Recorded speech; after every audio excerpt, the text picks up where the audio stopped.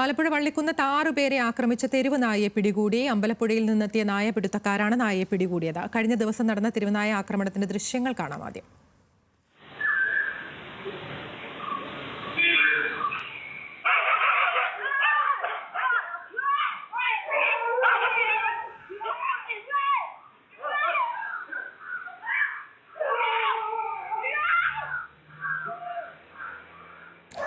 ദേവൻ M P ഉണ്ട്. ദേവൻ, നിസാര ആക്രമണം ഒന്നും അല്ല എന്നുള്ളതാണ്. ആളുകളെയൊക്കെ മറിച്ചിട്ടിട്ടാണ് കടിക്കുന്നത്. എന്താണ് സംഭവം? അതിര ഇന്നലെയായിരുന്നു ഈ ഒരു തെരുവുനായ ഈ വള്ളിക്കുന്നം, ആലപ്പുഴ വള്ളിക്കുന്നം പ്രദേശത്ത് ജനങ്ങൾക്കാകെ ഭീതി പടർത്തുന്ന രീതിയിൽ ആക്രമണം നടത്തിയത്. ഈ സമീപത്തുള്ള ഓരോ വീടുകളിലേക്കും അല്ലെങ്കിൽ വീടിന് പുറത്തു നിന്ന ആളുകളിലേക്കെല്ലാം ഓടി വന്ന് ഈ നായ കടിക്കുകയായിരുന്നു.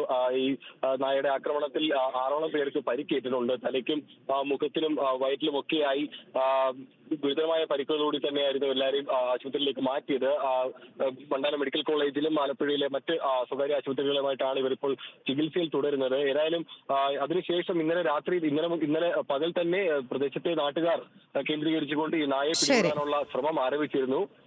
ഇന്ന് ഏതായാലും ഇപ്പോൾ 6 പേരെ ആക്രമിച്ച തെരുവ് നായയാണ് പിടികൂടിയിരിക്കുന്നത്. അമ്പലപ്പുഴയിൽ നിന്നെത്തിയ നായപിടുത്തക്കാരാണ് ഈ തെരുവുനായയെ പിടികൂടി ആശങ്കയ്ക്ക് അറുതി വരുത്തിയിരിക്കുന്നത്. വിശദാംശങ്ങൾ നൽകുകയായിരുന്നു ആലപ്പുഴയിൽ നിന്നും ദേവൻ എം പി.